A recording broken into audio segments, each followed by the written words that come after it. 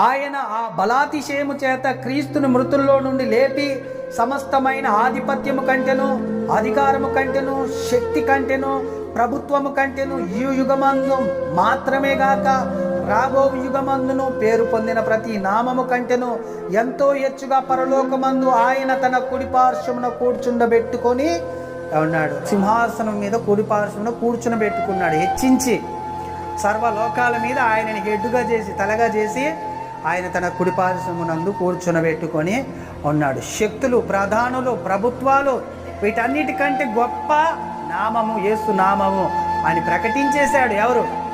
సర్వాధికారం కలిగిన దేవుడు తన కుమారుడికి కూడా సర్వాధికారం ఇచ్చి ప్రకటించేశాడు.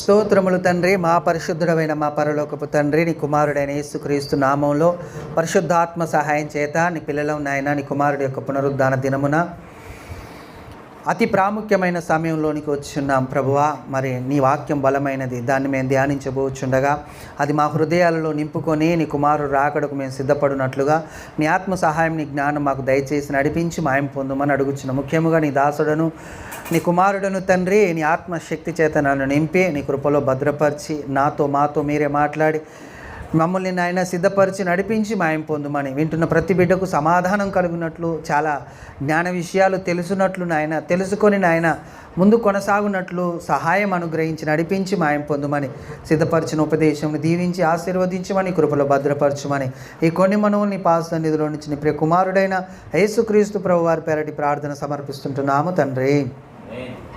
ఆమేన్. దేవాది దేవుడు, సర్వోన్నతుడు, సర్వాధికారి, సర్వశక్తిమంతుడైన దేవునికి మహిమ, ఘనత, ప్రభావములు కలుగునుగాక. కొడుకున్న సహోదరి సహోదరులకు నా హృదయపూర్వక వందనాలు, శుభములు తెలియజేస్తూ ఉంటున్నాను. వాక్యంలోనికి యేసుక్రీస్తు యొక్క అధికారం. ఈ దినం మనం ధ్యానిస్తున్న పాఠం అంశం ఏంటంటే యేసుక్రీస్తు యొక్క అధికారం ఎలాంటిది. తండ్రి అయిన దేవుడిది అధికారం మనం చూసాం. యేసుక్రీస్తు యొక్క అధికారం కూడా మనం ధ్యానించడానికి ప్రయత్నము. ఇక్కడ మీకు ఒక ప్రశ్న రావాలి, ఒక డౌట్ రావాలి. ఏంటంటే తండ్రి అయిన దేవుని గురించి, ఆయన అధికారం గురించి పోయిన వారం ధ్యానించాం కదా. ఈరోజు యేసుక్రీస్తు అధికారం గురించి అంటున్నారు ఏంటి, ఆయన ఒక్కడు కాదా అనే ఆలోచన, ఒక ప్రశ్న వస్తుంది కదా అండి. బాగా ఆలోచించండి. లోకంలో చాలా విశ్వాసాలు ఎలా ఉంటాయంటే తండ్రే కుమారుడు, కుమారుడే పరిశుద్ధాత్ముడు, వీళ్ళు ముగ్గురు వేరువేరుగా లేరు, ఒక్కడే అని త్రియేక దేవుడు అని ఆరాధిస్తారు చాలామంది. వాళ్ళని మనం తప్పు పట్టకూడదు, కానీ కాకపోతే వాళ్ళ విశ్వాసం అది, అలాగున వాళ్ళు నమ్మి ముందు కొనసాగుతున్నారు. ఇప్పుడు మన విశ్వాసం ఏంటంటే తండ్రి వేరు, కుమారుడు వేరు, పరిశుద్ధాత్ముడు వేరు.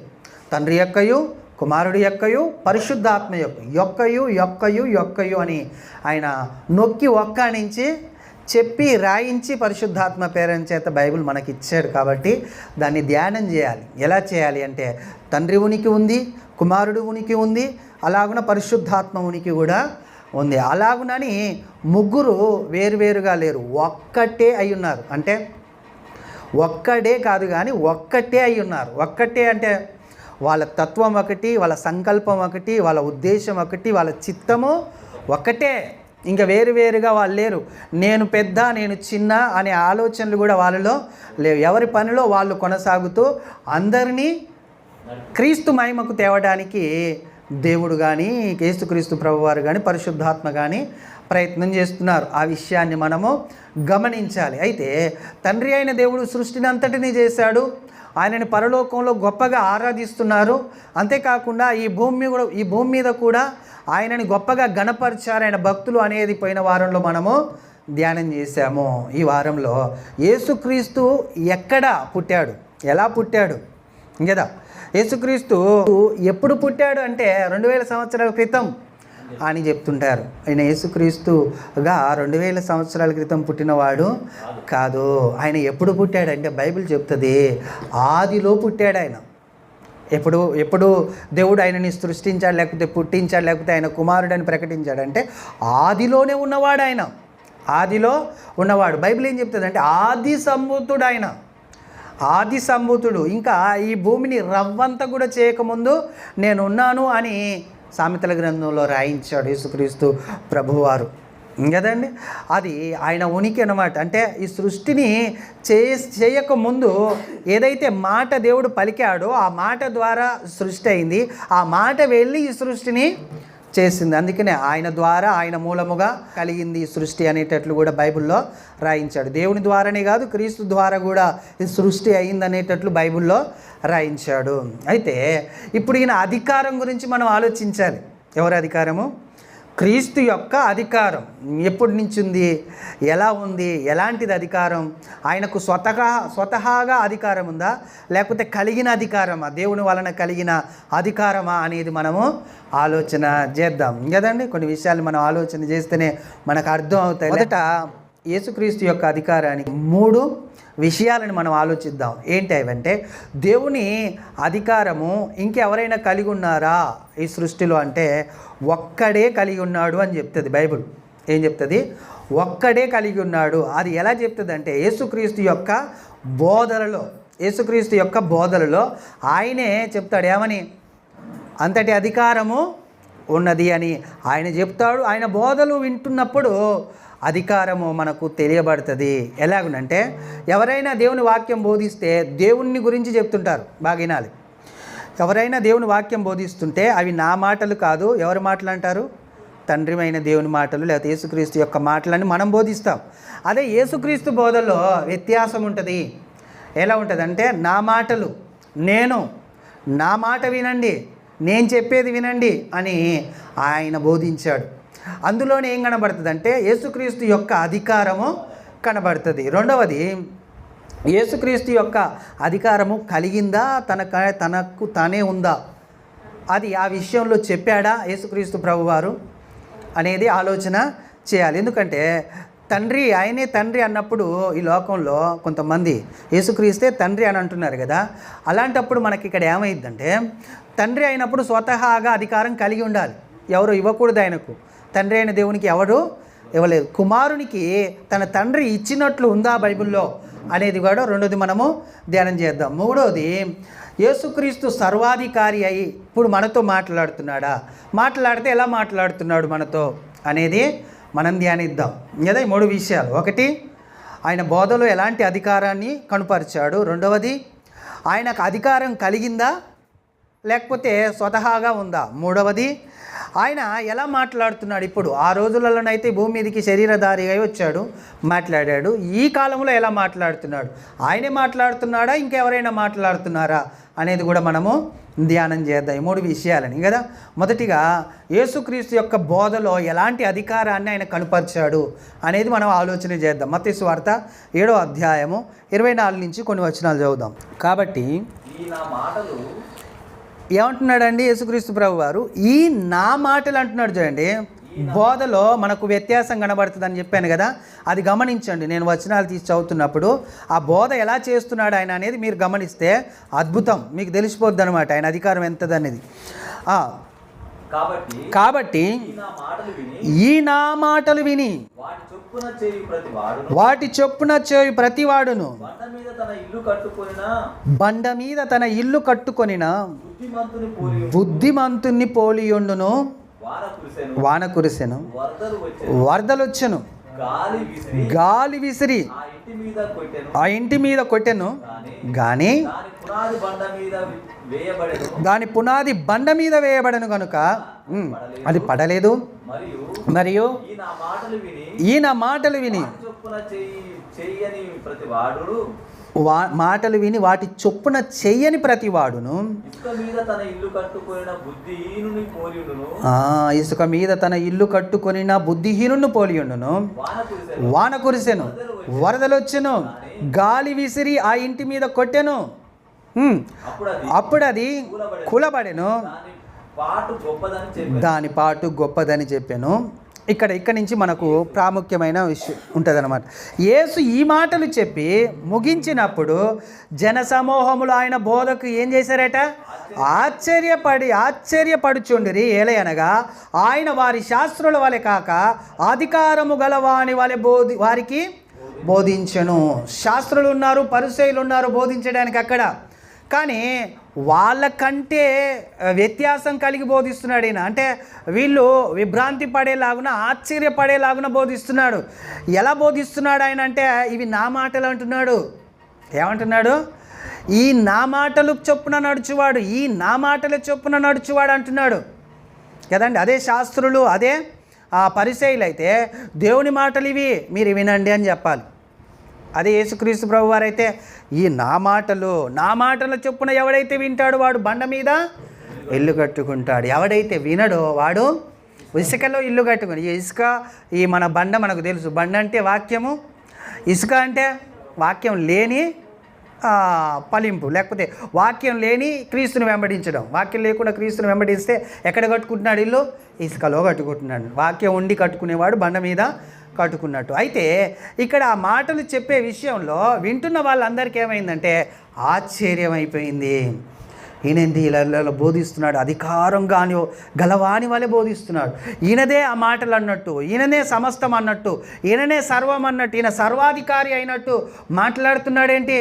దేవుని గురించి చెప్పకుండా ముందు ఆయన గురించే చెప్పుకుంటున్నాడేంటి అనేటట్లు వాళ్ళు ఆశ్చర్యపడుతున్నారు. ఇదేంది, మా శాస్త్రులు ఇలా బోధించరే, మా పరిసయ్యులు ఇలా బోధించరే, మరి ఎలా బోధిస్తారయ్యా వాళ్ళు? మీ శాస్త్రులు, మీ పరిసయ్యులు ఎలా బోధిస్తారు అంటే, ఒకప్పుడు పాత నిబంధనలో శాస్త్రులు ఉన్నారు. ఎజ్రా శాస్త్రి తెలుసు కదా మీకు. ఆయన చాలా గొప్పగా బోధించాడు. ఆయన బోధిస్తే అక్కడ చాలామందికి మారు మనసు వచ్చింది. వాక్యానుసారంగా బోధిస్తే ఏం కలుగుద్ది? మనసు మారుద్ది. వాక్యానుసారం కాకుండా వేరే తీరుగా తన ఊహ చొప్పున మాట్లాడితే ఏం జరుగుద్ది? అక్కడ కూడా ఆశ్చర్యకార్యమే జరుగుద్ది. కానీ అది శరీర సంబంధమైన క్రియలు జరుగుతాయి, ఆత్మకు సంబంధించినవి కావు అని మనం గ్రహించాలి. ఎందుకంటే ఈ వాక్యానుసారంగా బోధించని చాలామంది సంఘాలు ఉన్నాయి. అక్కడ కూడా ఆశ్చర్యకార్యాలు జరుగుతాయి, అక్కడ కూడా అద్భుతాలు జరుగుతాయి. కానీ దేనికి సంబంధించింది అదంటే శరీరానికి సంబంధించిన అద్భుతము అక్కడ జరుగుద్ది తప్పకుండా. ఆత్మ అభివృద్ధిలోనికి రాదు, ఆత్మ ఎదుగుదలలో ఉండదు అక్కడ. మీరు ఆలోచన చేస్తే కదండి. అక్కడ ఇక్కడ ఆలనీలని నేనేమి విమర్శించడం లేదు, కానీ చాలా వరకు మనం చూస్తున్న కాడ ఏం కావాలి వాళ్ళకంటే, వాళ్ళ శరీరానికి కావాల్సింది దేవుడి దగ్గర నుంచి అడగటానికి, దాని కొరకే ఆయనను వెంబడిస్తానికి చాలామంది క్రైస్తవులు ఈ లోకంలో ఉన్నారు. వాళ్లకు బోధించిన బోధ ఎలాంటిదయ్యా అంటే శాస్త్రులు పరిసయ్యులు బోధించినట్లుగా మనకు అనిపిస్తుంది. ఎందుకంటే వాళ్ళు అలాగనే బోధించారని బైబిల్ చెప్తుంది. బైబిలే కాదు, యేసుక్రీస్తు ప్రభువారే చెప్పాడు. ఏమని అంటే, మీరు శాస్త్రులు అయ్యుండి మీరు ఎలా బోధిస్తున్నారు తెలుసా? ఒకరిని కాపాడడానికట సముద్రాలు దాటి వెళ్ళి ఒకరిని తీసుకొచ్చి ఏం చేస్తారు? 2 అంతల నరక పాత్రునిగా వాడిని మీరు చేస్తున్నారని గద్దించాడు యేసుక్రీస్తు ప్రభువారు. ఎందుకు ఇలాగున మీరు నడుచుకుంటున్నారు, బోధిస్తున్నారు, చెబుతున్నారు? శరీరం గురించే కాదు కదా దేవుడు ఈ లోకానికి నన్ను పంపించింది. అంతేకాకుండా దేవుని వాక్యం కూడా ఉన్న దేని కొరకంటే నీ ఆత్మ విషయంలోనే, నీ ఆత్మని కాపాడుకునే విషయంలోనే అది బలము కలిగింది, శక్తి కలిగింది. అందుకనే ఆయన అన్నాడు, 2 అంచుల వాడి గల ఖడ్గము వంటిదయ్యి అది ఏం చేస్తుందట? లోపలికి వెళ్ళి ప్రాణ ఆత్మ కీళ్లలోనికి వెళ్ళి మూలుగుల సైతమును ఏం చేస్తుంది? అది మారుస్తుంది, తలంపులని మారుస్తుంది కదా, మనస్సు కలగజేస్తుంది వాక్యము. అలాంటి వాక్యాన్ని పరిసయ్యులు ఎలా బోధిస్తున్నారయ్యా అంటే చూడండి, ఒక వచనం చూద్దాం. మత్తయి సువార్త 23వ అధ్యాయం 15వ వచనం చూడండి. వేషధారులైన శాస్త్రులారా, పరిసయ్యులారా, ఒకరిని మీ మతములో కలుపుకొనుటకు మీరు సముద్రమును భూమిని చుట్టి వచ్చేదారు. అతడు కలిసినప్పుడు అతన్ని మీకంటే 2 అంతలు నరక పాత్రునిగా చేయుదురు, నరక పాత్రునిగా చేస్తారు. అంటే మీకంటే 2 అంతలు అంటే మీరు ఒక అంతుర్రు, మీరు ఇంకొక అంత పెంచుతారు ఇంకొకరిని తీసుకొచ్చి కదా. ఎందుకు ఇలా చెప్పాడంటే వీళ్ళ బోధ ఎలా ఉందో చూడండి. అదే 16వ వచనంలో, అయ్యో అందులైన మార్గదర్శకులారా, ఒకడు దేవాలయం తోడని ఒట్టు పెట్టుకుంటే అందులో ఏమీ లేదు కానీ దేవాలయంలోని బంగారం తోడని ఒట్టు పెట్టుకుంటే వాడు దానికి బద్దుడని మీరు చెప్పుదురు. దేవాలయం తోడు అనుర్రా ఏం కాదు, కానీ బంగారం తోడు మాత్రం అనకండి రోయ్.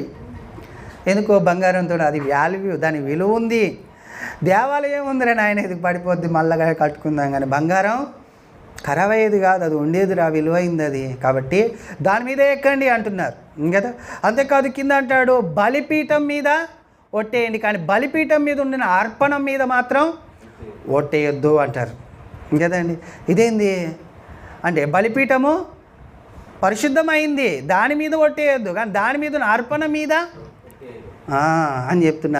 18 చూడండి. మరియు బలిపీఠము తోడని ఒకడు ఒట్టు పెట్టుకుంటే అందులో ఏమీ లేదు, కానీ దానిపై నుండి అర్పణ తోడని ఒట్టు పెట్టుకుంటే దానికి బద్ధుడని మీరు చెబుతారు. అంటే బలిపీఠము తోడని ఒట్టు పెట్టుకుంటే అందులో ఏమీ లేదు, దాని తోడు అనొచ్చు, కానీ పైన ఉన్న అర్పణం తోడని అనకండి, అది విలువైంది. అక్కడ బంగారం విలువైంది, ఇక్కడ అర్పణ విలువైంది. అక్కడ దేవాలయం విలువ తక్కువది, ఇక్కడ బలిపీఠము విలువ ఏం లేదు అనేటట్లు అక్కడ బోధిస్తున్నారు. అయితే 19 చూడండి. అవివేకులారా, అందులారా, ఏది గొప్పది? అర్పణమా? అర్పణను పరిశుద్ధపరచు బలిపీఠమా? బలిపీఠం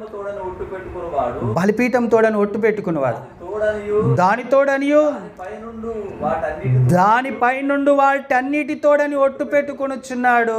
మరియు దేవాలయం తోడని ఒట్టు పెట్టుకున్నవాడు దాని తోడనియు అందులో నివసించు వాటి తోడని ఒట్టు పెట్టుకొనుచున్నాడు. మరియు ఆకాశము తోడని ఒట్టు పెట్టుకున్నవాడు దేవుని సింహాసనం తోడని దానిపైన కూర్చున్న వాని తోడని ఒట్టు పెట్టుకొనుచున్నాడు అంటున్నాడు. మొత్తానికి అసలు ఒట్టు పెట్టొద్దు. యాకోబు పత్రికలో ఆయన అంటాడు, నీ మాట అవునంటే అవునని, కాదంటే కాదని ఉండాలి. ఇంకా ఒట్లు ఎందుకు వస్తాయి? ఒట్లు అనేది ఉండకూడదు. అయితే ఇలా బోధ ఏముందంటే సగం అటు సగం ఇటు అన్నట్టుంది. నువ్వు మందిరంతో ప్రమాణం చేస్తే ఏమనను కానీ రే బంగారంతో అని మాత్రం నువ్వు ప్రమాణం చేయొద్దురై అని ఖచ్చితంగా చెప్తున్నారు. నువ్వు బలిపీఠము తోడను ఏం కాదు, కానీ అర్పణ తోడనేవి ఇట్లా అర్పణ శ్రేష్టమైంది అంటున్నారు. ఎవరు? శాస్త్రులు, పరిసయ్యులు. యేసుక్రీస్తు ప్రభు వారు ఏమంటున్నాడు, రే అదే విలువైంది నాయన, మందిరము తోడు అంటే మందిరంలో ఉన్న అన్నిటి తోడు నువ్వు అన్నట్టే, బలిపీఠము తోడు అంటే పైన అర్పణము తోడు అన్నట్టేనా, అంతా ఒకటేనా, మీరు దాన్ని వేరువేరుగా ఎందుకు చేస్తున్నారు, వేరువేరుగా ఎందుకు బోధిస్తున్నారు, ఏముంది తెలుసా మీ బోధలు, ఏముంది తెలుసా అని ఆయన ఒక మాట అంటున్నాడు చూడండి. అక్కడనే 23వ అధ్యాయము 23వ వచనం. అయ్యో వేషధారులైన శాస్త్రులారా, పరిసయ్యులారా, మీరు పుదీనాలోను సోంపులోను జీలకర్రలోను 10వ వంతు చెల్లించి ధర్మశాస్త్రంలో ప్రధానమైన విషయములు అనగా న్యాయమును, కనికరమును, విశ్వాసమును విడిచిపెట్టితిరి, వాటిని మానక వీటిని చేయవలసి ఉండెను అని చెప్తున్నాడండి కదా. వీళ్ళు ఏం చేస్తున్నారు? న్యాయాన్ని, విశ్వాసాన్ని, ఇంకేమంటున్నాడు ఆయన? కనికరము, న్యాయం, విశ్వాసం, ఈ మూడే అసలైనవి. ఏ విషయంలో? దేవుణ్ణి అనుసరించి నడిచే విషయంలో ప్రాముఖ్యమైన విషయాలు ఏంటంటే విశ్వాసం ముఖ్యమైంది, తర్వాత దేవుని న్యాయము ముఖ్యమైంది, ఎదుటి వారి మీద కనికరము పడడం ముఖ్యమైంది. కనికరం అనగా నిన్ను వల్ల నీ పొరుగు అని ప్రేమించనే ఆ వాక్యానికి వర్తిస్తుంది కనికరం చూపించాలి అనేది. న్యాయం అనగా న్యాయం చేయాలి, భూమి మీద న్యాయం చేయాలి. విశ్వాసం అంటేనే క్రీస్తు కదా. క్రీస్తుని వెంబడించి అంటే నీ పూర్ణ హృదయంతో విశ్వాసంగా నువ్వు దేవుణ్ణి వెంబడించాలి అనేది అర్థం వస్తుంది. ఈ మూడింటిని వదిలిపెట్టారు అంటే వాళ్ళ ఆజ్ఞలను వదిలిపెట్టేశారు. ఏం వెంబడిస్తున్నారు? వాళ్ళ పారంపర్య ఆచారాలని వెంబడించడం ద్వారా వాళ్ళని గద్దించారు. అందుకనే అక్కడ ఉండిన యేసుక్రీస్తు ప్రభువారు బోధిస్తున్నప్పుడు, అయ్యా ఈ నా మాటలు విన్నవాడు బండ మీద ఇల్లు కట్టుకుంటాడు అనగానే ఈయనేంటి మా శాస్త్రులు బోధించినట్టు బోధించట్లేరు అని అంటున్నారు. శాస్త్రులు ఎలా బోధిస్తున్నారయ్యా అంటే నీతిని మర్చిపోయారు, కనికరాన్ని మర్చిపోయారు, ఇంకా విశ్వాసాన్ని మర్చిపోయి ఇష్టం వచ్చినట్లు వాళ్ళు బోధిస్తుంటే ఈ బోధ ఎలా కనబడుతుంది? వాళ్ళకు ఆశ్చర్యకరంగా కనబడుతుంది. అంతేకాకుండా అధికారం ఉంది ఆ బోధలో. ఇది నాది అంటున్నాడు ఆయన, ఈ బోధ నాది అంటున్నాడు. నీ బోధను నువ్వు చెప్పకూడదు కదా, దేవుని బోధన చెప్పాలి కదా అని ఒక రూల్ ఉంటుంది కదా. నేను మనిషిలా కనబడుతుండే, ఈ మనిషి వచ్చేసి నాదంటాడేంటి బోధ అనే ఆలోచన వాళ్ళకు ఆశ్చర్యపోతున్నారు. కొంతమంది ఎదురు తిరిగారు, ఇబ్బంది కూడా పడ్డారు ఆయన బోధ విషయంలో కదండి. అలాంటి బోధ ఎవరు చేశారు? యేసుక్రీస్తు ప్రభువారు చేసినట్లు మనకు కనబడుతుంది కదండి. మత్తయి సువార్త 11వ అధ్యాయం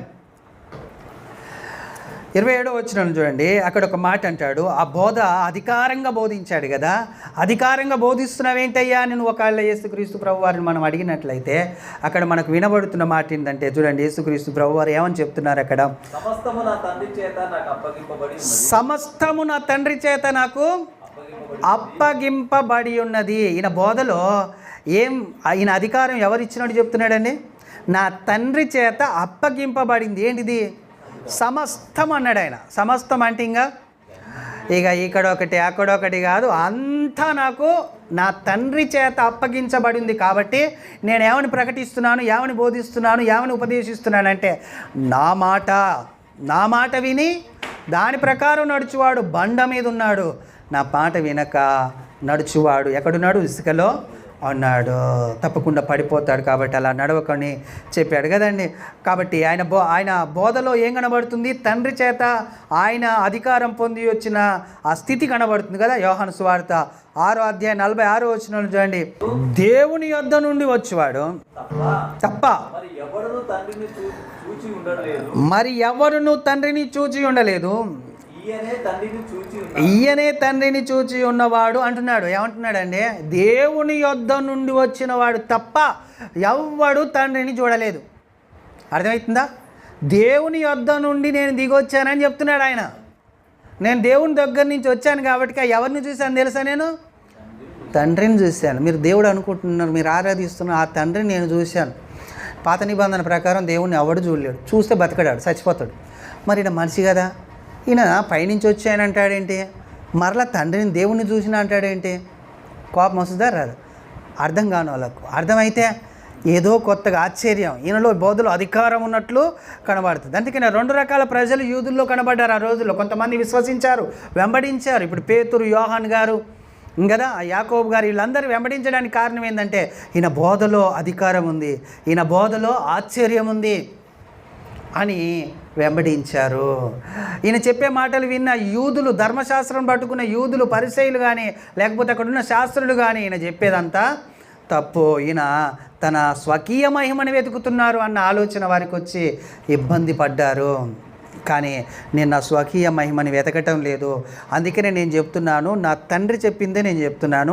నేను నా తండ్రి ఏదైతే చూయించాడో, ఏదైతే చేయమన్నాడో, ఏదైతే చెప్పాడో వాటినే నేను చేస్తున్నాను. నా ఇష్టం వచ్చినట్లు నేను చేయటం లేదు అనే ఆలోచన ఆయన ఆ ప్రజల మధ్యలో బోధిస్తున్నాడు. చూడండి ఎంత అధికారము ఉన్నట్టు అనిపిస్తుంది.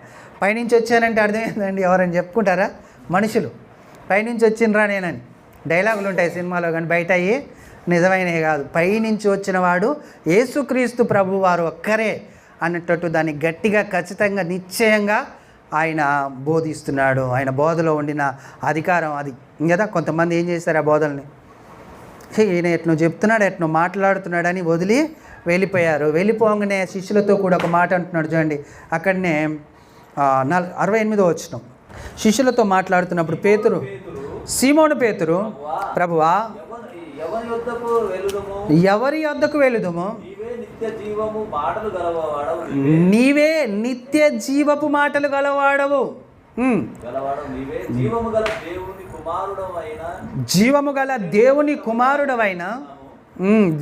దేవుని కుమారుడవైన క్రీస్తు అని సరే అండి, ఖచ్చితంగా విశ్వసిస్తున్నాం మేము అని చెప్తున్నాడు. ఎవరు చెప్తున్నారు? కొంతమంది చెప్తున్నారు. అక్కడ సీమోను పేతురు ఉన్నాడు, ఆయన చెప్తున్నాడు, మీరు కూడా వెళ్తారని ఆయన. మరి ఇక్కడి నుంచి వాళ్ళు వెళ్ళిపోతున్నారు, నా బోధ అధికారంగా ఉండేది, వాళ్ళు ఇబ్బంది పడుతున్నారు, కాబట్టి మీరు కూడా వెళ్తారంటే మేము ఎక్కడికి వెళ్ళాం ప్రభువా? నీవే నిత్య జీవపు మాటలు. అంటే నీ మాటల్లో ఏముంది? నిత్య జీవం ఉంది నీ మాటలో. అలాంటి మాటలను వదిలిపెట్టి మేము ఎక్కడికి పోతాం? ఇంకెక్కడికి పోయినా ఇలాంటి మాటలు మాకు దొరకవు ప్రభువా. కాబట్టి నీవే ఎవరని చెప్తున్నాడు ఈయన? ఎవరని గ్రహించాడు చూడండి. నువ్వు క్రీస్తువు, నువ్వు జీవం గల దేవుని కుమారుడవు అంటున్నాడు. జీవం గల దేవుని కుమారుడు అని ఎప్పుడైతే పేతురు చెప్తారు, యేసుక్రీస్తు ప్రభువారు ఏమంటాడు తెలుసా అండి? ఇది నా తండ్రి నీకు అనుగ్రహిస్తేనే కానీ నీకు తెలియదు అని యేసుక్రీస్తు ప్రభువారు తెలియజేస్తాడు కదండి. కదా ఎంత అధికారం కనబడుతుంది చూడండి ఆయన బోధలో. ఎంత అధికారికంగా ఆయన బోధ కనబడుతుంది అంటే చాలా అధికారికంగా కనబడుతుంది. 41లో కూడా చూడండి, 41లో కూడా కొంతమంది ఏమని అన్నారు అక్కడ అని ఆలోచన చేస్తే యూదులు ఏమంటున్నారు చూడండి. కాబట్టి నేను పరలోకంలో నుంచి దిగి వచ్చిన ఆహారమని ఆయన చెప్పినందున యూదులు ఆయనను గూర్చి సనుక్కొనుచు, ఎవరనుకుంటున్నారండి? ఈయన యోసేపు కుమారుడైన యేసు కాడ ఈయన తల్లిదండ్రులను మనం ఎరుగుదుము కదా. నేను పరలోకంలో నుండి దిగి వచ్చి ఉన్నానని ఈయన ఎలాగూ చెప్పుచున్నారని అని వాళ్ళు అంటున్నారు. ఈయన మన మధ్యలో ఉండిన యోసేపు కుమారుడు యేసు కాదు, ఆయన పరలోకం నుంచి దిగి వచ్చానని ఎలా చెప్తున్నాడు ఈయన అని కొంతమంది అపనమ్మకపు స్థితిలో ఉన్నారు. కొంతమంది ఏం చేస్తున్నారు, నువ్వు నిత్య జీవపు మాటలు గలవాడు, జీవం గల దేవుని కుమారుడవైన క్రీస్తువు నీవే, మెస్సియవు నీవే. పాత నిబంధనల్లో మాకు ప్రవక్తలు చెప్పిన మెస్సియవు ఎవరో కాదయ్యా నువ్వే అని కొంతమంది యూదుల్లో, తన శిష్యులు కానీ యూదుల్లో ఉన్నవారు కానీ నమ్ముతున్నారు. కొంతమంది ఏమో ఆయన యోసేపు కుమారుడు కాదా, ఇట్లా మాట్లాడుతున్నాడని ఆయన దగ్గర నుంచి వెళ్ళిపోయారు కదండి. ఏం కనబడింది ఇప్పుడు ఈయన బోధలో? అధికారం కనబడింది. నాకు నా తండ్రి సమస్తం మీద అధికారం ఇచ్చాడు, కాబట్టి నాది బోధ, నేను నా మాట వినండి మీరు అని మాట్లాడుతున్నాడు. బోధలో అంత అధికారాన్ని చేయించాడు యేసుక్రీస్తు ప్రభువారు. మనకు అర్థం కావాలి ఆయనలో ఎంత అధికారం ఉందనేది అర్థమైతే మనము ఎలాగునా ఆయన యందు భయభక్తులు కలిగి నడవాలనేది అర్థమవుద్ది కదా. రెండవదిగా క్రీస్తు యొక్క అధికారము కలిగిందా, స్వతహాగా వచ్చిందా అనేది మనం ఆలోచన చేద్దాము. క్రీస్తు యొక్క అధికారము కలిగినదా లేకపోతే స్వతహాగా ఆయన అధికారి ఉన్నాడా అని మనం వచనాన్ని చూద్దాం. యోహాను సువార్త, అదే యోహాను సువార్త 5వ అధ్యాయం 19 నుంచి కొన్ని వచనాలు చదువుదాం. కాబట్టి యేసు వారికి ఇట్లు ప్రత్యుత్తరం ఇచ్చెను, తండ్రి ఏది చేయుట కుమారుడు చూచెనో అదే కానీ తనంతట తాను ఏదియో నేరడు. నేరడు అంటే అర్థం ఏందండి? నేరడు అంటే అసలు చేయలేడు అని అర్థం. ఇప్పుడు మీరు బాగా ఆలోచించండి ఈ విషయంలో. తండ్రి ఈ భూమి మీద కూడా ఒక కుమారునికి తండ్రే కదా, ఒక మనిషి. ఆ తండ్రి ఎలాగూ చేస్తాడో కుమారుడు కూడా ఏం చేస్తాడు, అదే చేస్తాడు. వేరేది చేయనేరడు అని అర్థం. అంటే ఈ భూమి మీద మన స్వభావము, మన ప్రవర్తన ఎలాగునైతుందో సేమ్ టు మన పిల్లలు కూడా ఎలా ఉంటారు అలా వేరేది చేయరు వాళ్ళు, వేరేది అస్సలు వాళ్ళు చేయరు. ఆయన అది చెప్తున్నాడు ఇక్కడ. ఇదిగో నా తండ్రి చేస్తున్నప్పుడు నేను ఏదైతే చూశానో అదే చేస్తాను, నేను వేరేది మాత్రం చేయను. మరి ఆదాము ఏం చేశాడు? ఆజ్ఞను అతిక్రమించి పాపము చేశాడు. ఆయన పిల్లలు కయ్యను ఏం చేశాడు? సేమ్ అదే చేశాడు కదా. అలాగున ఇప్పుడు మనకు కూడా వర్తించేది ఏంటంటే మనలో ఉండిన విశ్వాసం, మనలో ఉండిన నమ్మకం, మనలో ఉండిన దేవుని పట్ల ఆతృత, ఆసక్తి ఏదైతుందో మన పిల్లలకు అదే ఉంటుంది. మనలో ఏది ఉంటే మన పిల్లల్లో అదే కనబడుతుంది. ఒక్కోసారి మా పిల్లలు నన్ను అంటుంటారు, నీకు ఎట్లా నమ్ముతావు డాడీ, ఇంత గట్టిగా ఎట్లా నమ్ముతావు నువ్వు ఇంత ఖచ్చితంగా దేవుణ్ణి అని అంటుంటారు. నమ్మక తప్పదురా, వేరే గత్యంతరం ఏం లేదు, అది నేను బైబిల్ తెలియజేసింది నాకు. ఇంకా వేరే దాన్ని ఏదైనా విశ్వసించడానికి కానీ నమ్మడానికి కానీ ఏమీ భూమి మీద లేదు. అంతా ఈ భూమి అప్పచెప్పేశాడు అగ్నికి.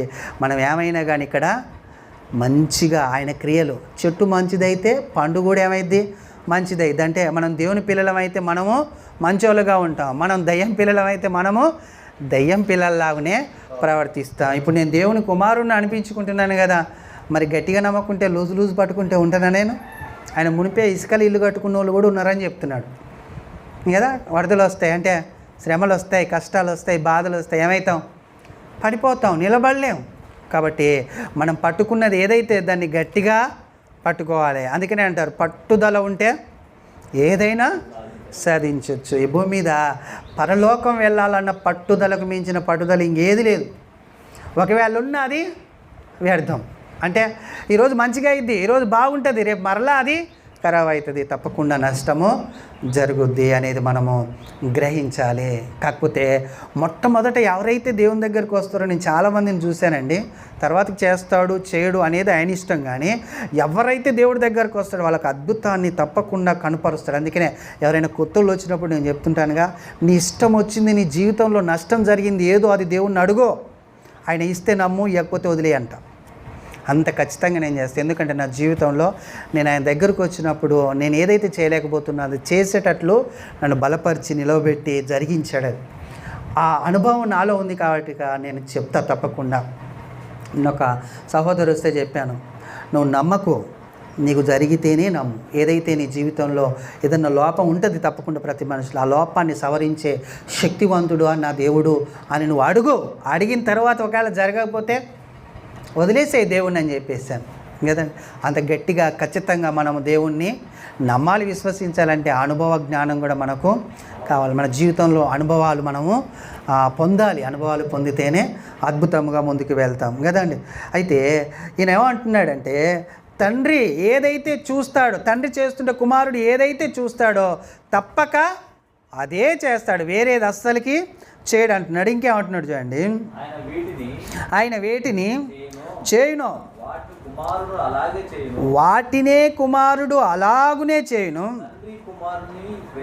తండ్రి కుమారుని ప్రేమించుచు తాను చేయు వాటినెల్లను ఆయనకు అగపరుచుచున్నాడని మీతో నిశ్చయముగా చెప్పుచున్నాను. దాచిపెడతాడండి తండ్రి కుమారునికి ఏమైనా చెప్పకుండా? లేకపోతే చేసే పనులు ఏమైనా దాచిపెట్టగలుగుతాడా? ఒకవేళ దాచిపెడుతున్నాడంటే అది ఏం పనులు? చెడ్డ పనులు. ఎవడైనా తండ్రికి సిగరెట్ అలవాటు ఉందనుకోండి, ఎదురుగా తాగుతాడు, పిల్లలకు తాగాడు, పక్కకు పోయి తాగొస్తాడు. మందు తాగే అలవాటు ఉంటే పక్కకు పోయి తాగొస్తాడు. ఒకవేళ పిల్లలు చూస్తే ఏమవుతారు? ఖరాబ్ అవుతారు అని పక్కకు పోయి తాగుతారు. యేసుక్రీస్తు ప్రభువారు అంటున్నారు, తండ్రి ఏదైతే చేయాలనుకుంటున్నాడో, ఏదైతే ఉద్దేశించాడు అనుకుంటున్నాడో అది నాకు ఏం దాచిపెట్టలేదు, ఆయన అంతా నాకు తెలియజేశాడు. ఎందుకంటే ఆయన నన్ను ప్రేమిస్తున్నాడు కాబట్టి, అది మంచి కాబట్టి, అది గొప్పది కాబట్టి నాకు సమస్తాన్ని చూపించాడు. ఆయన చేస్తుంటే నేను కూడా శ్రద్ధగా విన్నాను, చూశాను కాబట్టి అదే చెబుతున్నాను, అదే మీరు వినేటట్లు నేను బోధిస్తున్నాను అనేటట్లు చెప్పాడండి కదా. తన తండ్రిని ఉచ్చరించకుండా ఏ వాక్యం చెప్పలే. ఒకవేళ ఆయన అధికారంగా చెప్పే వాక్యం ఏదైతుందో అది సామాన్యంగా చెప్పాలి, అందరు చెప్పినట్టు మరలా చెప్పలేదు. ఈ రెండు విషయాలని జ్ఞాపకం చేసుకోవాలి. తగ్గించుకునే విషయంలోనేమో నా తండ్రి ఉన్నాడు, ఆయన మహిమను వెతకడానికి నేను వచ్చానన్నాడు.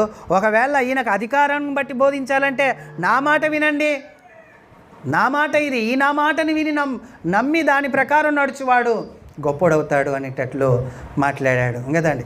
ఇక్కడ కూడా ఆయన చెప్తుంది ఏంటంటే, నా తండ్రి నన్ను ప్రేమించాడు కాబట్టి అన్నీ ఆయన నాకు అగుపరిచాడు. అయితే మీతో నిశ్చయముగా నేను చెబుతున్నాను, మరియు మీరు ఆశ్చర్యపడకుండానట్లు వీటికంటే గొప్ప కార్యములు ఆయనకు అగపరచుదును. దాన్ని బట్టి, ఆయన చెప్పిన దాన్ని బట్టి, ఆయన నాకు ఇచ్చిన అధికారాన్ని బట్టి వీటికంటే గొప్ప కార్యాలు కూడా నేను అగుపరచగలను నా దేవుడికి కదండి అని చెప్పి, ఆయన తండ్రికి అని చెప్పి ఇంకో మాట అంటున్నాడు చూడండి. ఇక్కడ 21లో, తండ్రి మృతులను ఎలాగూ లేపి బ్రతికించునో అలాగే కుమారుడు తనకిష్టము వచ్చిన వారిని బ్రతికించును అన్నాడండి. ఈ మాటను చూడండి ఎంత గొప్పగా ఉందో.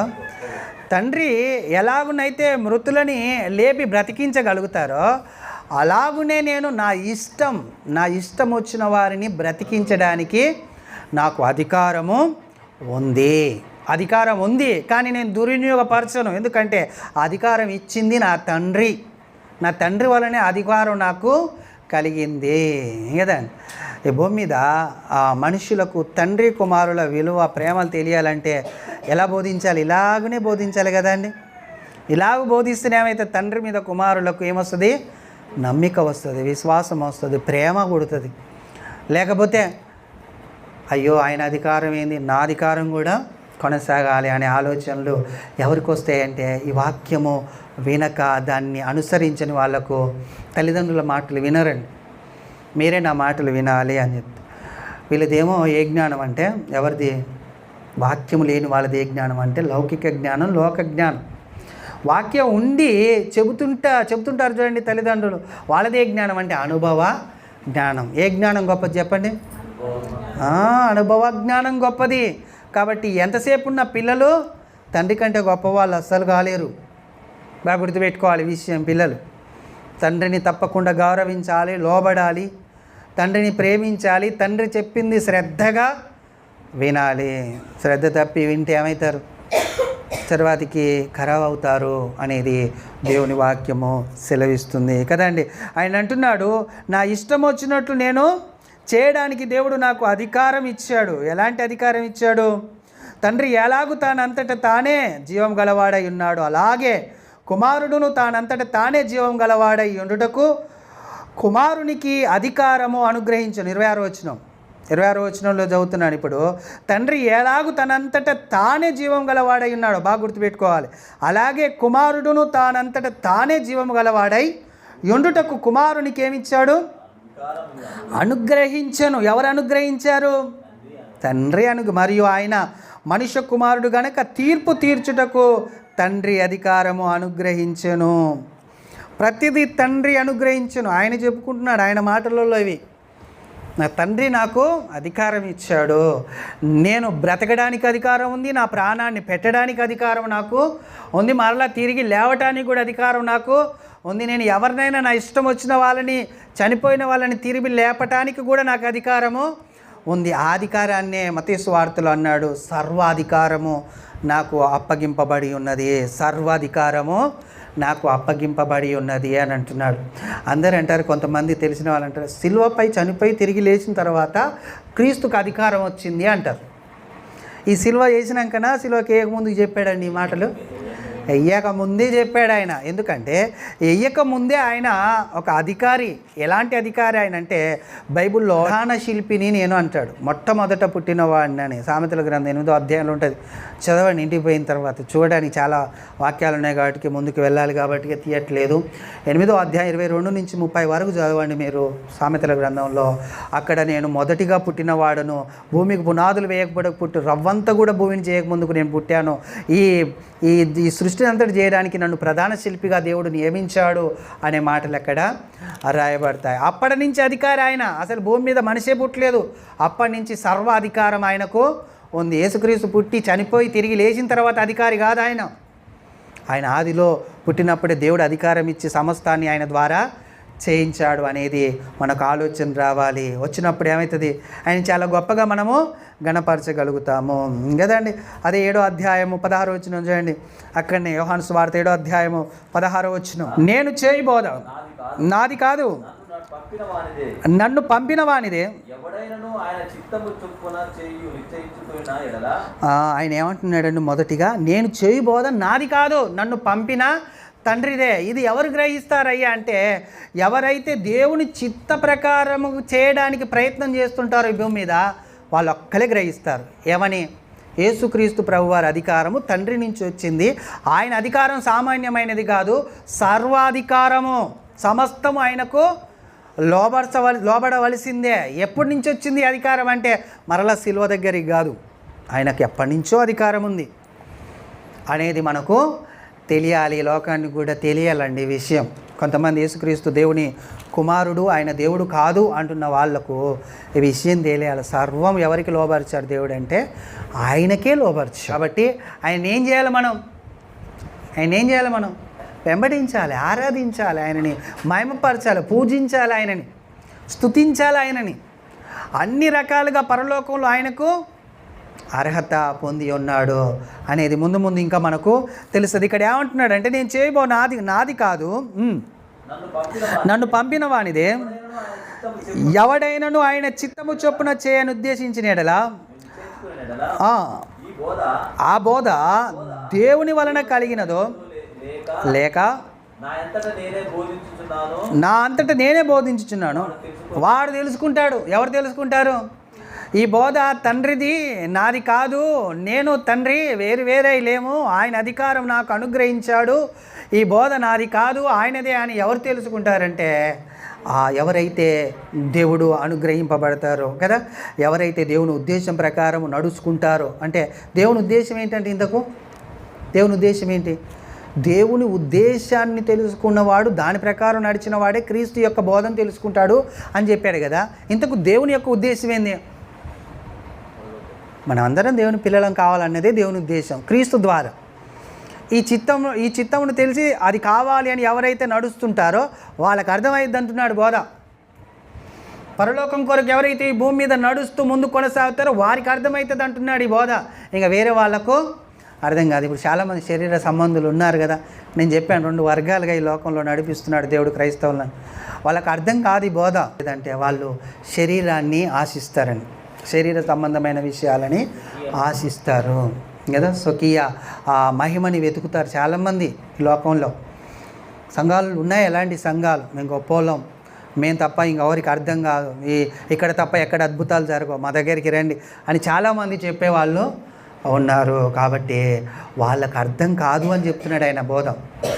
యేసుక్రీస్తు యొక్క బోధ ఎవరికి అర్థం అయిద్దంటే ఆయన చిత్తము చొప్పున చేసేవాడు ఎవడైతున్నాడో ఆడికి అర్థమైద్ది ఆ బోధ అని చెప్తున్నాడు. 8వ అధ్యాయం 28వ వచనం చూడండి. కావున యేసు ఇదిగో మీరు మనుష్య కుమారుణ్ణి పైకెత్తినప్పుడు నేను ఆయనననియు నా అంతట నేను ఏమీ చేయక తండ్రి నాకు నేర్పినట్టు ఈ సంగతులను మాట్లాడుతున్నానని మీరు గ్రహిస్తారు. ఇంకొక విషయం కూడా చెప్తున్నాడు. ఎవడైతే తన చిత్తం చొప్పున చేస్తాడో వాడు తెలుసుకుంటాడు. కొంతమంది ఎప్పుడు తెలుసుకుంటారంటే ఎప్పుడైతే నేను సిలువలో చనిపోయి తిరిగి లేస్తానో అప్పుడు కొంతమంది తెలుసుకునే అవకాశం ఉంది.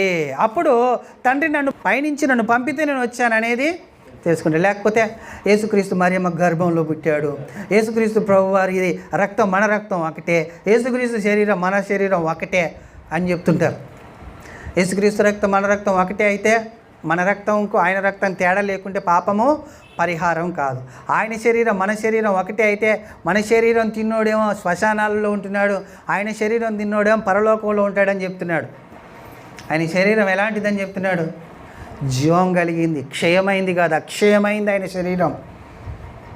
అది మనుషుల చేత నిర్మింపబడనిది, దేవుని వలన కలిగింది అని హెబ్రీ పత్రికలో భక్తుడు రాస్తాడు. మనుషుల చేతలో నిర్మించబడిందంటే శరీరం కలయిక ద్వారా పుట్టిన దేహం కాదది. అంతేకాకుండా మరియమ్మ రక్తం కూడా ఆయనలోనికి వస్తే ఆయన కూడా ఏమవుతాడు తెలుసా? పాపి అయిపోతాడు. నిజమండి. ఆదాములో నుంచి వచ్చిన వాళ్ళందరూ ఏమయ్యారు? పాపులు అయిపోయారు. ఎందుకు?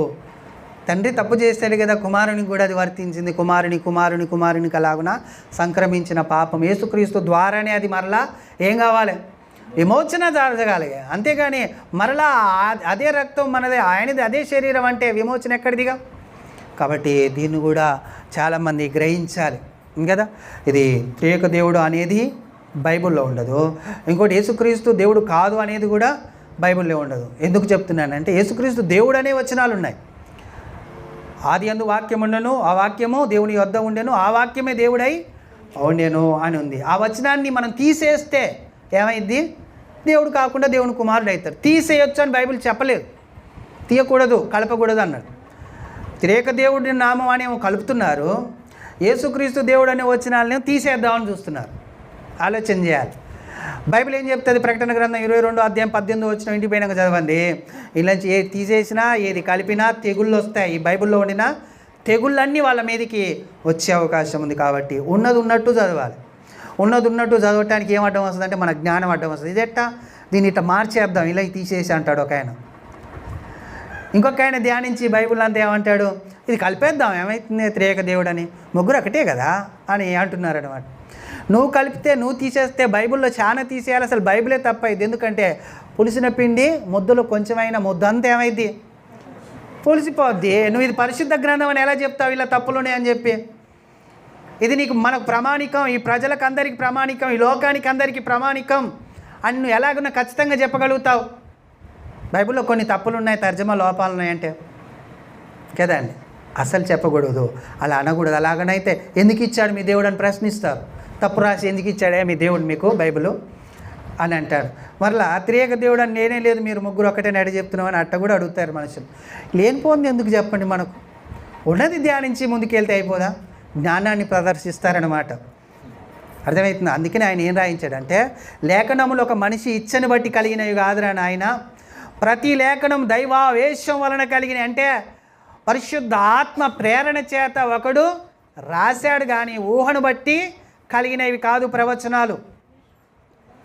బాగా ఆలోచించాలండి కదండి. మనకు తెలిసిన విషయాలని బైబిల్లో ఉన్నాయా లేవా? బైబిల్లో లేనియే మనం ప్రకటించకూడదు, ఖచ్చితంగా చెప్పేశాడు ఆయన. కాబట్టి ఎలాగునా మనం ముందుకు పోవాలి. అందుకని యేసుక్రీస్తు ప్రభువారు ఉన్నదే చెప్తున్నాను, చెప్పిందే చెప్తున్నాను, ఆయన చూయించిందే నేను వచ్చి చూయిస్తున్నాను ఈ భూమి మీద, అంతకు తప్పిన అది కాదు అంటున్నాడు. మరలా ఏమంటున్నాడంటే నాకు సర్వ అధికారం ఉంది కానీ నేను ప్రదర్శించుకోవడం లేదు. నాకు సర్వాధికారం ఉంది కానీ నేను ప్రదర్శించుకోవడం లేదు. ఎందుకో నా తండ్రికి లోబడినట్లు నేను ఉండాలి ఈ భూమి మీద.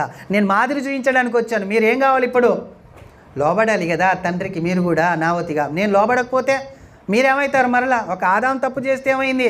పాపం వచ్చేసింది. ఇప్పుడు నేను తప్పు చేస్తే ఏమైంది? మరలా పాపం వస్తుంది. కాబట్టి నేను అధికారం కలిగి ఉన్నాను కానీ దేవునికి లోబడుతున్నాను అని చెప్పే విషయాలని కొంతమంది ఏమో ఎప్పుడు గ్రహిస్తారు? చిత్తం తెలిస్తే గ్రహిస్తారు. కొంతమంది ఏమో నేను లేస్తే గ్రహిస్తారు అని చెప్పాడు అనమాట కదా. ఆయన ముందే చెప్పాడు, చనిపోయేది చెప్పాడు, లేచేది చెప్పాడు, బ్రతికించేది చెప్పాడు, అన్నీ చెప్పుకుంటూ వస్తున్నాడు ఆయన. కాబట్టి ఆయన అధికారాన్ని మనము గుర్తించాలి. 12వ అధ్యాయము 49వ వచనం, అదే యోహాను సువార్త 12వ అధ్యాయము 49వ వచనం. ఏలే అనగా నా అంతటా నేను మాట్లాడటం లేదు, నేను ఎవని వలన ఏమి మాట్లాడవలనో. చూశారండి, నేను ఎవరి ముందు ఏం మాట్లాడాలో అన్నిటినీ నన్ను పంపించిన తండ్రియే నాకు ఆజ్ఞాపించాడు, నాకు చెప్పాడు, నాకు బోధించాడు. ఇలాంటివి చెప్పిరా పోయి నువ్వు అని. సరే, ఇలాంకేమన్నాడు ఆయన యోహాను సువార్త 5వ అధ్యాయంలో? సర్వాధికారము నాకు ఇయ్యబడి ఉంది అన్నాడు. మరలా ఇక్కడ ఏమంటున్నాడు చూడండి, ఆయన బోధల వ్యత్యాసం మనం గమనించాలి. తండ్రి నాకు ఆజ్ఞాపించాడు అంటున్నాడు.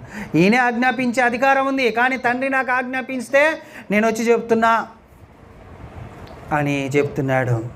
అలాంటి వినయం, విధేయత, తగ్గింపు యేసుక్రీస్తు వారిలో కనపరుస్తూనే మరలా ఇక్కడ అధికారంగా బోధిస్తున్నాడు. ఈ నా మాటలు అంటున్నాడు, నేను సాత్వికుడును, దీన మనసు గలవాడు, నా దగ్గరికి వచ్చి నేర్చుకోండి. దేవుని దగ్గరికి కాదు పోయేది, నా దగ్గరికి వచ్చి నేర్చుకోండి అంటున్నాడు. అంత అధికారము బోధనలో చూపిస్తున్నాడు, ప్రవర్తనలో మరలా తండ్రిని హెచ్చించే విషయంలో అలాగునే కనపరుస్తున్నాడు కదండి.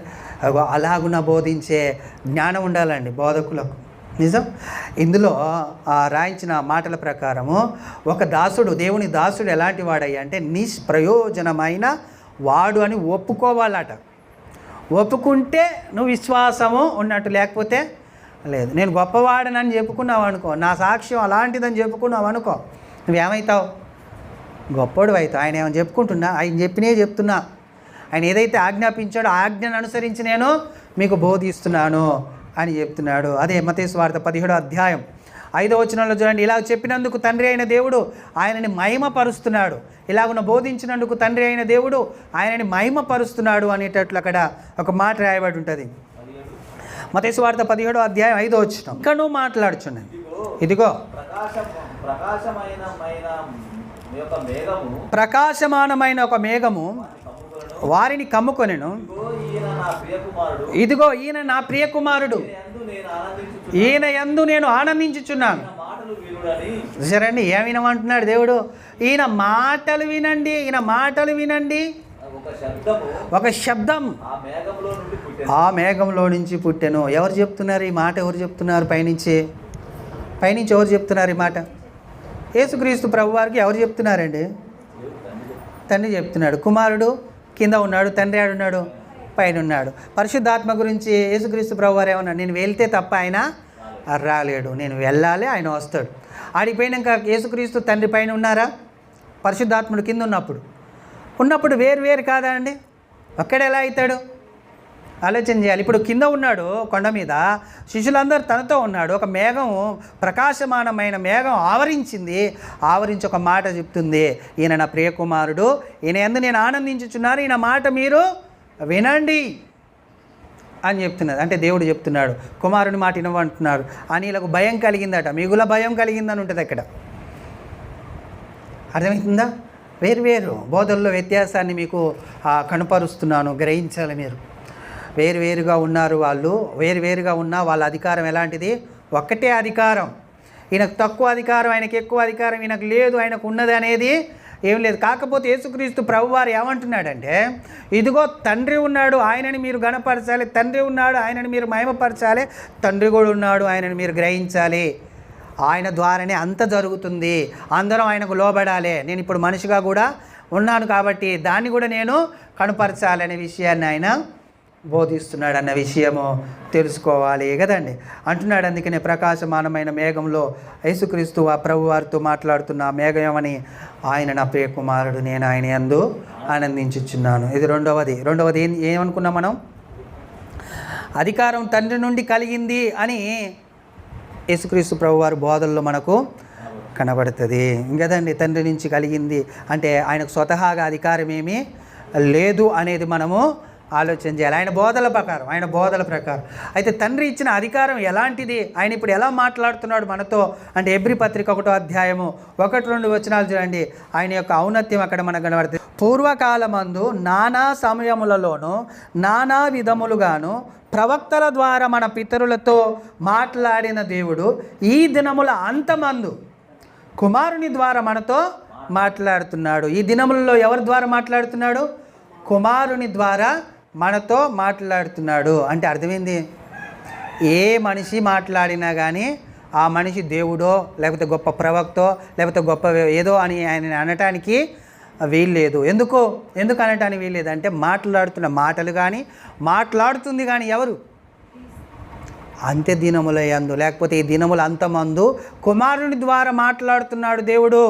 ఆ కుమారుడు మాటలు ఎక్కడున్నాయంటే బైబిల్లో ఉన్నాయి. ఈ బైబిల్ తీసి చెప్తున్నాడు కాబట్టి కుమారుడే మాట్లాడుతున్నాడు, ఇంకెవరు మాట్లాడతలేరు.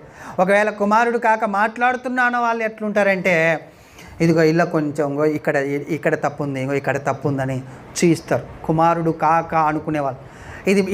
ఇది నేను ధ్యానించా, దీన్ని నేను పరిశీలన చేశాను కాబట్టి ఇక్కడ ఏముంది, కొంచెం లోపం ఉంది, దీన్ని సవరించాలని చెప్తుంటారు. అది మనుషుల బోధ అయిపోద్ది. కుమారుని ద్వారా మాట్లాడుతున్న మాటలు ఎక్కడున్నాయి అంటే బైబిల్లో ఉన్నాయి.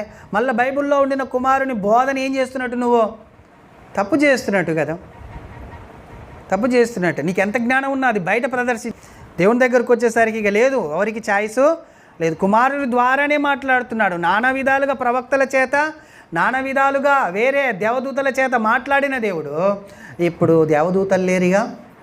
అందుకనే పౌలు గారు ఒక దేవదూతలు వచ్చి చెప్పినా ఇంకా నమ్మొద్దు, మీరు బైబిల్లో ఉన్నదే నమ్మాలి.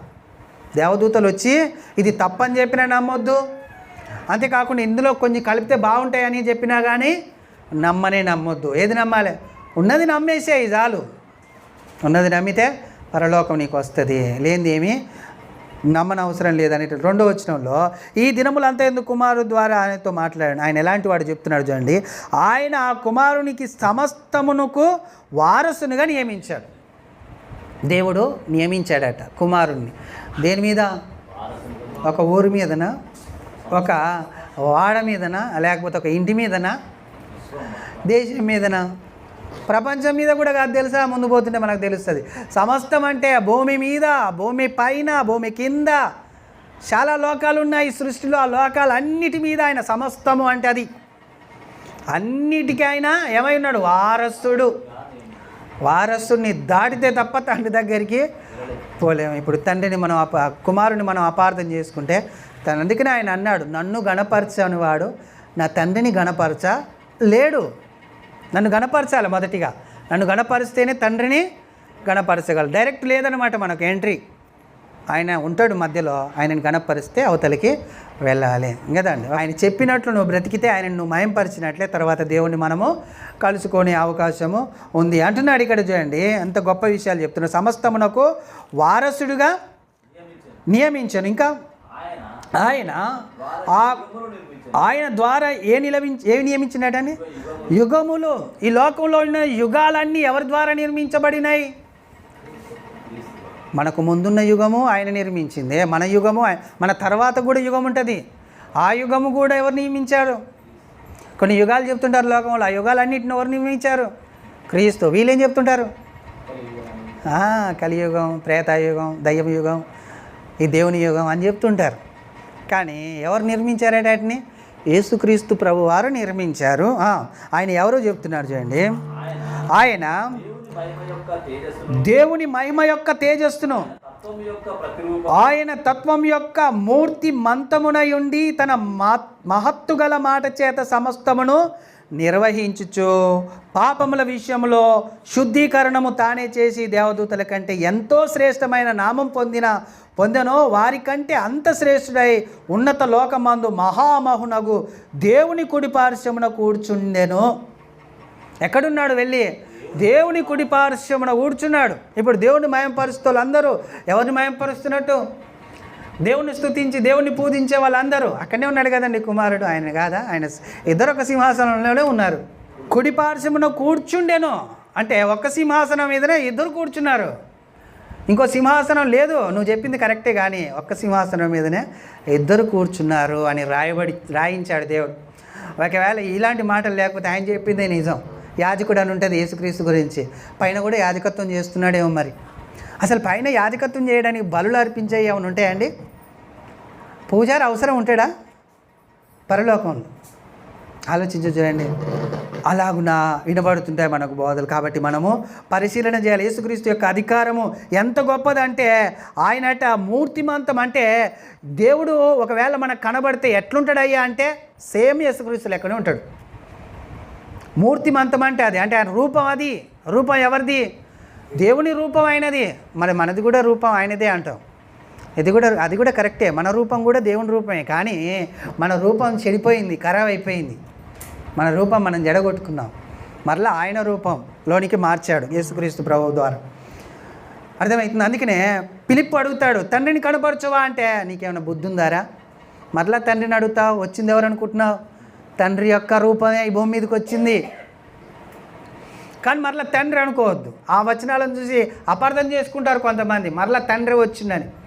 తండ్రి కాదు, కుమారుణ్ణి పంపించాడు. కానీ మూర్తిమంతం అంటే ఆయన యొక్క రూపం, ఆయన యొక్క పోలిక, ఆయన యొక్క స్వభావం, ఆయన యొక్క ఉన్నతమైన సంకల్పం యేసుక్రీస్తులో ఉంది. కాబట్టి అలాంటి అధికారం, ఆయనకి ఎంత అధికారం ఉందో అంత అధికారము కుమారునికి ఇచ్చేసి పంపించేశాడు భూమి మీదకి. పంపించేసి చెప్పేసి చూయించేసి వాళ్ళకు నేను చెప్పినవి నేను చూయించినవి చెప్పి చూయించి భూమి మీద అలాగ నడవమని చెప్పి రాపో అని చెప్తే వచ్చాడు, చేశాడు, చూయించాడు. మరలా వెళ్ళి ఎక్కడున్నాడు? తండ్రి కుడి పార్శ్వమునందు కూర్చొని ఉన్నాడు. అంత గొప్ప అధికారం అట. ఎవరిది? యేసుక్రీస్తు ప్రభువారిది. మత్తయి సువార్త 28వ అధ్యాయం 18. అయితే యేసు వారి యొద్దకు వచ్చి పరలోకమందును భూమి మీదను నాకు సర్వ అధికారం ఇయ్యబడి ఉన్నది. కాబట్టి మీరు వెళ్ళి సమస్త జనులను శిష్యులుగా చేయుడి. తండ్రి యొక్కయు కుమారుని యొక్కయు పరిశుద్ధాత్మ యొక్క నామంలోనికి వారికి బాప్తీసం ఇచ్చుచు నేను మీకు ఏ సంగతులను ఆజ్ఞాపించుతున్నో వాటన్నిటిని గైకొనవలెనని వారికి బోధించుడు. ఇదిగో నేను యుగ సమాప్తి వరకు సదాకాలం మీతో కూడా ఉన్నానని వారితో చెప్పాను. ఏమంటున్నాడండి ఇక్కడ? సర్వ అధికారము నాకు ఇవ్వబడి ఉంది. మామూలు అధికారం కాదు, సర్వ అధికారము నాకు ఇవ్వబడి ఉంది. సర్వ అధికారము కలిగిన క్రీస్తు మాట్లాడుతున్నాడు అనమాట మనతో ఇప్పుడు ఈ భూమి మీద. అయితే అపోస్తుల కార్యంలో చూడండి ఎలాంటి అధికారము అది. అపోస్తుల కార్యములు 2వ అధ్యాయము 36వ వచనం. అపోస్తుల కార్యము 2వ అధ్యాయం 36వ వచనం. మీరు సిలువ వేసిన యేసునే దేవుడు ప్రభువుగాను క్రీస్తుగాను నియమించాడు. ఎవరు నియమించారు? దేవుడు నియమించాడు. ఏ అధికారం ఇచ్చాడు ఈయనకు? క్రీస్తు అంటే అభిషక్తుడు. అంతేకాకుండా ప్రభువుగాను అభిషక్తుడిగాను ఆయనను నియమించాడు ఈ భూమి మీద. ఆయనే ప్రభువు, ఆయనే అభిషక్తుడు అనే అధికారాన్ని ఎవరిచ్చారని చెప్తున్నారు అపోస్తులు? దేవుడు ఇచ్చాడు అని చెప్తున్నాడు. ఇంకో వచనం అదే అపోస్తుల కార్యములు 4వ అధ్యాయం 12వ వచనం. అదే అపోస్తులు పక్కనే ఉంటుంది చూడండి, 4వ అధ్యాయం 12వ వచనం. మరి ఎవని వలనను రక్షణ కలగదు, ఈ నామముననే మనము రక్షణ పొందవలెను గాని ఆకాశం క్రింద అనేను మనుషులలో ఇవ్వబడిన మరి ఏ నామములో రక్షణ పొందలేము. రక్షణ అనేది ఎక్కడైనా ఉందా? ఏ నామంలో అయినా ఉందా అంటే అది యేసుక్రీస్తు నామం. యేసుక్రీస్తు నామాన్ని ఉచ్చరించకపోయినా, యేసుక్రీస్తు నామాన్ని నీ హృదయంలో ప్రభు అని ఒప్పుకోకపోయినా ఆయనకు రక్షణ లేదు కదా. అందుకనే నిన్న ఒక కుమార్తెకి చెప్పాను, యేసుక్రీస్తు ప్రభు అని హృదయంలో ఒప్పుకో, విశ్వసించు, అద్భుతము జరుగుద్ది అని చెప్పడం జరిగింది. అలాగున విశ్వసించాలి. విశ్వసించు లాగున ఆయనను పెట్టాడు. ఆయన నామంలో తప్ప ఇంక ఎక్కడా రక్షణ లేదు ఈ భూమి మీద. ఆయన నామంలోనే రక్షణ ఉంది. 10వ అధ్యాయం 36వ వచనం చూడండి. 10వ అధ్యాయం అక్కడనే అపోస్తుల కార్యం 10వ అధ్యాయం 36వ వచనం. యేసుక్రీస్తు అందరికీ ప్రభువు. యేసుక్రీస్తు అందరికీ ఏమైనాడు? ప్రభువు. ఆయన ద్వారా దేవుడు సమాధానకరమైన సువార్త ప్రకటించెను. ఎవరి ద్వారా? యేసుక్రీస్తు ద్వారా ప్రకటిస్తున్నాడు దేవుడు. ఈ దినముల యందు ఎవరు మనతో మాట్లాడుతున్నారు అంటే యేసుక్రీస్తు ప్రభువారు. అందుకనే ఆయన ద్వారా సమాధాన సువార్తని మనకు వినిపిస్తున్నాడు. ఇప్పుడు వినిపడుతున్న ప్రతి ఈ బైబిల్లో ఉండిన మాట అంతా ఎవరిది? కుమారుని యొక్క మాటలు అనేది మనము గ్రహించాలి. అలాగనే ఫిలిప్పీ పత్రిక 2వ అధ్యాయం 9వ వచనం. ఫిలిప్పీ పత్రిక 2వ అధ్యాయం 9వ వచనం. అందుచేతను పరలోకమందున్న వారిలో కానీ, భూమి మీద ఉన్న వారిలో కానీ, భూమి క్రింద ఉన్న వారిలో కానీ ప్రతి వాని మోకాలును యేసు నామమున వంగునట్లును, ప్రతి వాని నాలుకయు తండ్రి అయిన దేవుని మహిమార్థమై యేసుక్రీస్తు ప్రభు అని ఒప్పుకొనున్నట్లును దేవుడు ఆయనను అధికముగా హెచ్చించి ప్రతి నామమునకు పైనామమును ఆయనకు అనుగ్రహించెను. తండ్రి అయిన దేవుడు ఆయన ముందు ప్రతి మోకాళ్ళు వంగాలి. ఆయనని ప్రభు అని ప్రతి నాలిక ఒప్పుకోవాలి. ఆయన తప్ప ఇంకా వేరే గత్యంతరం ఏమీ లేకుండా ఎక్కడెక్కడనట? పరలోకమందు, భూమి మీద, భూమి కింద. పరలోకంలో ఉండిన దూతలు కూడా ఆయన ముందు మోకరించాలంట. పరలోకంలో శక్తులు ఉన్నాయి. శక్తులు అంటే కేరూబులు, సెరాపులు, వాళ్ళు కూడా మోకరించాలంట. వాళ్ళు కూడా పెద్దలు ఉన్నారు, 24 పెద్దలు, వాళ్ళు కూడా మోకరించాలి. వాళ్ళు కూడా ప్రతి వారు ఆకాశంలో, భూమిలో, భూమి కింద ప్రతి స్థలములో ఆయన నామమే హెచ్చింపదగిన నామం. ఆయనని ప్రభు అని ఒప్పుకొని మోకాళ్ళు వంగడం అంటే ఏందో తెలుసా? ఆయనని మీరు సాష్టాంగ పడి నమస్కారం చేస్తున్నట్లు. మీ మోకాలు ఎక్కడైతే వంగుతాయో ఆయనని సాష్టాంగ నమస్కారం చేస్తున్నట్టు. మొదటి నమస్కారం పోయిన తర్వాతనే ఎక్కడికి వద్ది? తండ్రి దగ్గరికి పోద్ది. అలాగున్న దేవుడు ఆయనని హెచ్చించాడు. ఎఫెసీ పత్రిక 1వ అధ్యాయం 20వ వచనం. ఎఫెసీ పత్రిక 1వ అధ్యాయము 20వ వచనం. ఆయన ఆ బలాతిశయము చేత క్రీస్తుని మృతుల్లో నుండి లేపి సమస్తమైన ఆధిపత్యము కంటెను, అధికారము కంటెను, శక్తి కంటెను, ప్రభుత్వము కంటెను ఈ యుగమందు మాత్రమే గాక రాబో యుగమందును పేరు పొందిన ప్రతి నామము కంటెను ఎంతో హెచ్చుగా పరలోకమందు ఆయన తన కుడి పార్శ్వమున కూర్చుండబెట్టుకొని ఉన్నాడు. రెండో మాట. ఆయనకు సింహాసనం లేదంటే మరి ఇక్కడ కూడా ఏమైంది? సింహాసనం మీద కుడి పార్శ్వమున కూర్చునబెట్టుకున్నాడు. హెచ్చించి సర్వలోకాల మీద ఆయనని హెడ్డుగా చేసి, తలగా చేసి ఆయన తన కుడి పార్శ్వమునందు కూర్చునబెట్టుకొని ఉన్నాడు. శక్తులు, ప్రధానులు, ప్రభుత్వాలు వీటన్నిటికంటే గొప్ప నామము యేసు నామము అని ప్రకటించేశాడు. ఎవరు? సర్వాధికారం కలిగిన దేవుడు తన కుమారుడికి కూడా సర్వాధికారం ఇచ్చి ప్రకటించేశాడు. కావున దేవుడు ఏం చేశాడు? యేసుక్రీస్తు ప్రభు వారిని హెచ్చించి తన కుడి పార్శ్వమునందు కూర్చునబెట్టుకున్నాడు కదా. పేతురు పత్రికలో చూడండి, ఇంకా అక్కడ మంచిగా చెప్తాడు. ప్రధానులు, శక్తులు, ఆ ప్రభుత్వాలు ఎక్కడుంటాయి ఇవన్నీ అనే విషయాన్ని కూడా అక్కడ ఆయన పరలోకమునకు వెళ్ళి, ఎవరట? యేసుక్రీస్తు ప్రభు వారు పరలోకమునకు వెళ్ళి దూతల మీదను, అధికారుల మీదను, శక్తుల మీదను అధికారం పొందినవాడై దేవుని కుడి పార్శ్వమునందు ఉన్నాడు. ఎవరు? ఇక్కడ మూడోసారి సింహాసనం లేదన్న ఒకవేళ ఆ బ్రదర్ మాత్రం వింటే ఈ వచనం, ఈ 3 వచనాలు, ఆయన ఏడ కూర్చున్నాడు? తండ్రి కుడి పార్శ్వమునందు కూర్చున్నాడు. తండ్రి కుడి పార్శ్వమునందు. తొడ మీద అయితే ఎవరు కూర్చోబెట్టుకోరు కదండి. కుర్చీ మీదనే కదా కూర్చునేది. ఇంకో సింహాసనం లేదు, ఒకటే సింహాసనం ఉంది పరలోకంలో అన్నాడు ఒక ఆయన కదా. అది ఆలోచన చేయాలి మనం. అయితే తండ్రి కుడి పార్శ్వం మీద కూర్చున్నాడే కాదని శక్తుల మీద అధికారము, దూతల మీద అధికారము, అంతేకాక పరలోకంలో ఉండిన సమస్త మీద అధికారం పొందినవాడై తన ఆ సింహాసనం మీద కూర్చున్నాడు అనే విషయాన్ని మనకు అక్కడ తెలియజేస్తాడు. ప్రకటన గ్రంథం 17వ అధ్యాయం 14వ వచనం. మీరు గొర్రె పిల్లతో యుద్ధము చేతురు గాని గొర్రెపిల్ల ప్రభువునకు ప్రభువును రాజులకు రాజునై ఉన్నందున తనతో కూడా ఉండిన వారు పిలువబడిన వారై, ఏర్పరచబడిన వారై, నమ్మకమైన వారై ఉన్నందునను ఆయన ఆ రాజులు అంటే ఈ లోకంలో ఉండిన రాజులు అందరినీ జయించడానికి ఆయనకు అధికారం ఉంది. ఆయన రాజులకు రాజు, ప్రభువులకు కూడా ప్రభువు. ఆయన రాజులకు రాజు, ప్రభువులకు ప్రభు అంతటి అధికారాన్ని దేవుడు ఎవరికి ఇచ్చాడు? యేసుక్రీస్తు ప్రభు వారికి ఇచ్చి ఆయన నియమించి, ఇప్పుడు యేసుక్రీస్తుని వెంబడించండి, యేసుక్రీస్తుకు లోబడండి, యేసుక్రీస్తుకు విధేయత చూపండి, యేసుక్రీస్తు పట్ల ఆసక్తి కలిగి మీరు ఉండండి. ఎందుకు? ఆయన అధికారం కలిగిన వాడు, ఆయన శిరస్సై ఉన్నాడు. ఇక చివరిగా కొలసి పత్రిక 1వ అధ్యాయం 15-18, ఆయన అదృశ్య దేవుని స్వరూపి అయి సర్వ సృష్టికి ఆది సంభూతుడై ఉన్నాడు. ఏలయనగా ఆకాశమందున్నవియు భూమి అందున్నవియు దృశ్యమైనవే కానీ, ఇక్కడ ఇంకా ఆయన కొత్తగా చెప్తున్నాడు, కనబడనివి కనబడుతున్నాయి కూడా, దృశ్యమైనవే కానీ అదృశ్యమైనవే కానీ, అవి సింహాసనములైనను ప్రభుత్వములైనను ప్రధానులైనను అధికారులైనను సర్వమును ఆయన యందు సృజించబడెను. ఎవరి యందు? క్రీస్తు యందు సృజించబడెను. సర్వమును ఆయన ద్వారా ఆయనను బట్టి సృజించబడెను. ఆయన అన్నిటికంటే ముందుగా ఉన్నవాడు. బాగా గుర్తుపెట్టుకోవాలి.